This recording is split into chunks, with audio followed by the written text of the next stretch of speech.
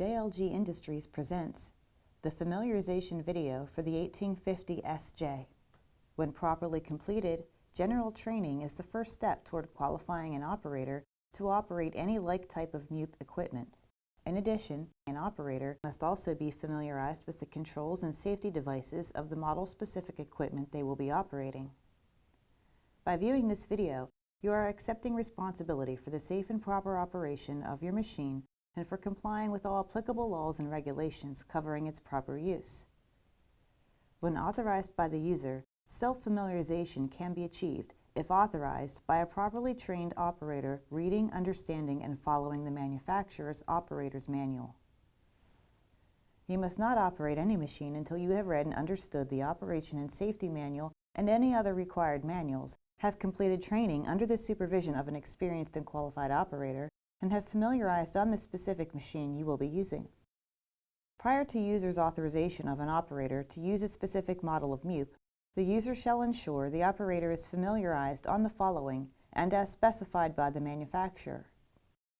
Identify the location of the manual storage. Confirm that the required manuals specified by the manufacturer are with the MUP. Understand the purpose and function of the controls specific to the model of MUP to be used. Understand the features, limitations, and devices, and know the operating characteristics specific to the model of the MUP. The operator must identify the location of the weather-resistant compartment for manual storage. It is the responsibility of the operator to ensure that the correct manuals are in fact on board the unit. The operator must be familiar with the manuals and reference them as required. Read and understand the manufacturer's operating instructions. Understand the purpose and function of all controls. You must understand the operation characteristics unique to the MUP you are using. On the 1850 SJ, familiarize on the following items. The 1850 SJ uses an LCD display panel to assist the operator by displaying things such as location of boom in the working envelope, diagnostic trouble codes, characteristics like jib pin lock status or transport swing envelope, available functions when operating, operating errors like the misuse of the foot switch enable, choice of 11 languages for the display that can be changed by the JLG analyzer. The LCD display is not a substitute for the operation and safety manual, nor is it a replacement for thorough operational knowledge and awareness of the machine. For more information on its usage, consult your operation and safety manual. The hydraulic warm-up system monitors the hydraulic system temperature and automatically limits the function speeds of the high-demand functions. While the system is cold and in warm-up mode, the main lift and main telescope functions are limited to creep speeds and is indicated to the operator by flashing the creep light on the platform control panel. This system is active when the hydraulic oil temperature in the main valve is below 32 degrees Fahrenheit, or the engine coolant temperature is below 140 degrees Fahrenheit. In warm-up, the engine operates at mid-engine speed and a valve is energized which loads the pump to build heat. Warm-up ends when the valve temperature reaches 50 degrees Fahrenheit. Functions being operated when the warm-up mode turns off will remain in the creep speed until the function is reinitiated. Operating the machine while in warm-up mode will generate sufficient heat to bring the hydraulic temperature up to normal operating temperatures, and the warm-up mode will be automatically turned off. The chassis tilt system is used for the purpose of warning the operator by means of the chassis tilt light in the platform display panel when the chassis is on an excessive slope. The tilt sensor will cause an alarm to sound, automatically put all functions in the creep speed mode, and drive will be cut out. The machine is stowed when the main boom is on the boom rest and between the rear wheels. The main boom, jib boom, and axles are fully retracted, and the jib boom is unlocked and swung to the side. This position reduces the machine's width and length to facilitate transportation. To unstow the jib, verify the capacity select switch is in the 500-pound mode, retract the jib boom completely, activate the jib boom stow function switch to the left, and hold until the jib pin lock indicator is illuminated. The jib should now be in line with the main boom. The 1850 SJ does not incorporate a side swing jib for normal operation. Therefore, the jib must be locked in line with the main boom to allow normal boom operation. The 1850 SJ is equipped with a telescopic jib boom. To extend the jib boom, the axles must be extended, the capacity switch must be in the 500-pound position, the jib boom must be locked in line with the main boom, and the jib boom lock indicator must be illuminated.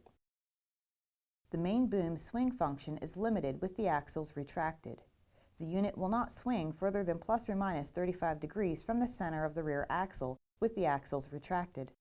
Attempts to swing past this position will be disallowed by the control system, and the operator will be prompted by the LCD display to swing in the opposite direction or to extend the axles. However, when the axles are completely extended, the operator will have 360 degrees continuous rotation. While swinging, the main boom may automatically raise or lower to maintain a constant boom angle. Also, the further the platform is extended from the center line of rotation, the slower the swing speed. This helps improve operator comfort, speed, and control during the swing function. The axle extension and retraction system allows each axle to be extended and retracted while maintaining steering control as the machine is driven.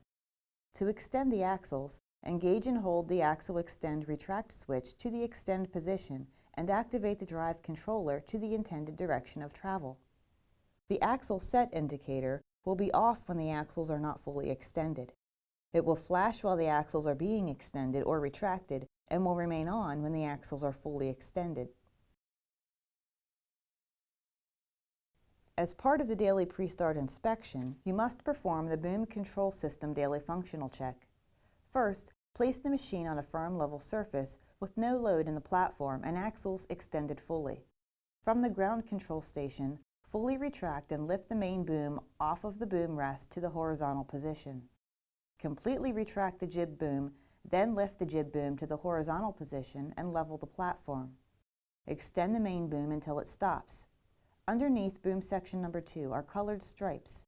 The boom must stop on the colored stripe matching the capacity indicator. Green for the 1,000-pound restricted capacity zone, or 454 kilograms, and yellow for 500 pounds on restricted capacity zone, or 227 kilograms. If the boom does not stop on the appropriate stripe, the system must be serviced by authorized personnel before the machine can be used. Next, push and hold the gray test switch on the ground control panel. If the green boom control system light illuminates, the system is functioning properly. If the red light illuminates, or if no light illuminates, the system must be serviced by authorized personnel before the machine can be used.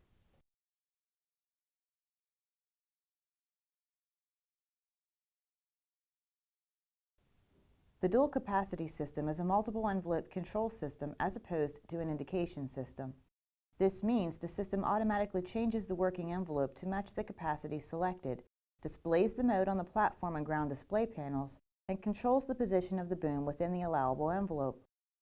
The two capacity modes are unrestricted 500 pounds and restricted 1,000 pounds. The unrestricted 500-pound mode has the larger envelope and allows use of the jib telescope function. The restricted 1,000-pound has the smaller envelope and requires the jib to be fully retracted. To select the restricted 1,000-pound mode, the boom must be in the restricted 1,000-pound envelope and jib must be fully retracted. If these conditions are not met, both capacity lights will flash, the alarm will sound, and all functions will be disabled until switched back to the unrestricted 500-pound mode. The transport position sensing system determines the machine's transport mode. It is considered in transport when the main boom is below 3 degrees with respect to the turntable, the fly boom is not extended more than 17 inches or 0.43 meters, the jib boom is locked in line with the main boom, and the jib telescope is fully retracted. While in transport, high drive speed is allowed, the jib can be stowed, and the axles are allowed to extend or retract. The machine is considered out of transport when the main boom is above 5 degrees with respect to the turntable, or the fly boom is extended more than 17 inches, or 0.43 meters, or the jib boom telescope is extended more than 4 inches, or 0.1 meters. While in the out-of-transport position, the drive speed is reduced, the jib stow system is disabled, and the axles are not allowed to retract. The drive orientation system activates whenever the boom is swung past the rear drive axles from the normal driving position. When drive is initiated in this position, the drive orientation indicator will flash and the steer and drive functions will be disabled. To drive the unit in this position, match the directional arrow on the frame with the directional arrow at the drive controller for the intended direction of travel. Engage the drive orientation override switch and slowly move the drive controller to the intended direction of travel.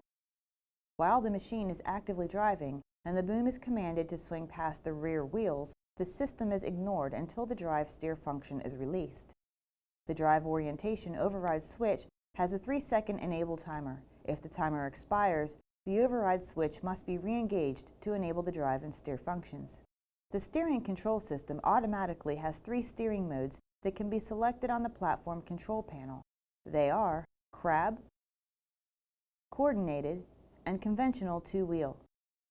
Changing the steering mode while the foot switch is depressed and drive is activated automatically adjusts the wheels to the appropriate angle for the selected steering mode based on the position of the inside front wheel and changes the maximum steer angle to either 20 degrees with the axles retracted or to 45 degrees with the axles extended. The drive and steering speed control automatically adjusts the drive speed based on the turning radius. The tighter the radius in the coordinated steer and conventional 2-wheel steer modes, the slower the allowable drive speed. Crab steer does not steer on a radius, therefore full drive speed is maintained regardless of steer angle. The electronic platform leveling automatically maintains a set platform position while driving, lifting, telescoping, or swinging when the boom control select switch is in the automatic position. To manually change position, activate and hold the platform level control switch until the desired position is obtained. This will create a new set point and the platform will maintain that position while operating. When the boom control select switch is in the manual position, platform leveling is only active while operating main lift and jib lift. The boom control select switch allows the operator to choose between automatic or manual boom controls. When the automatic mode is selected, the lift and telescope functions are coordinated by the control system to provide a predetermined arc equivalent to the percentage of extension.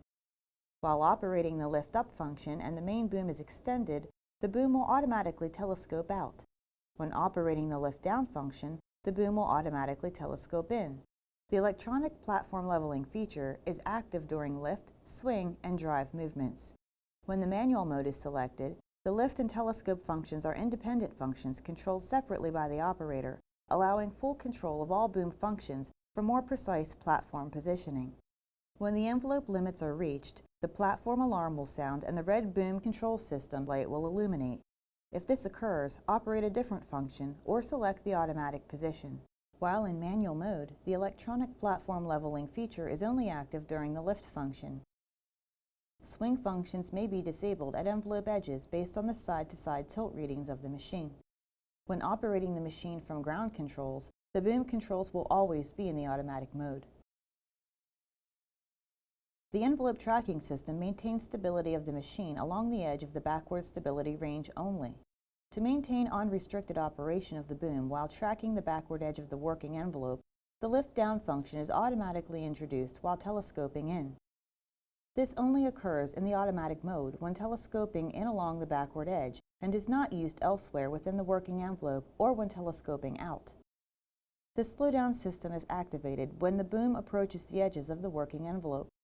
All functions except for jib and platform functions, telescope in or out on the backward edge, and telescope in on the forward edge, are automatically slowed down.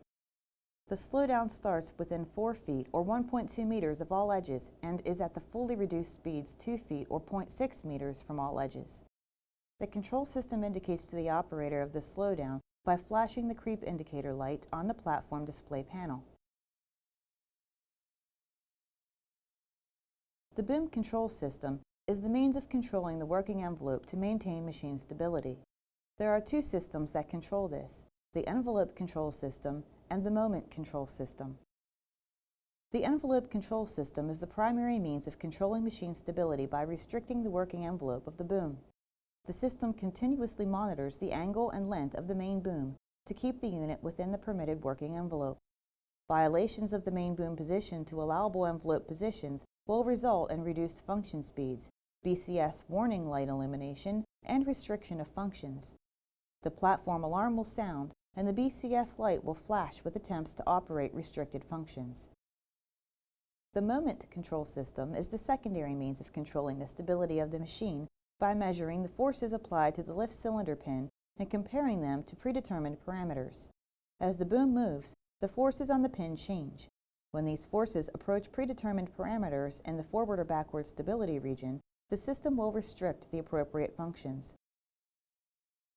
Violations of the moment control system allowable movement will result in reduced function speeds, BCS warning light illumination, and restriction of functions. The platform alarm will sound and the BCS light will flash with attempts to operate restricted functions. This system is independent of the envelope control system.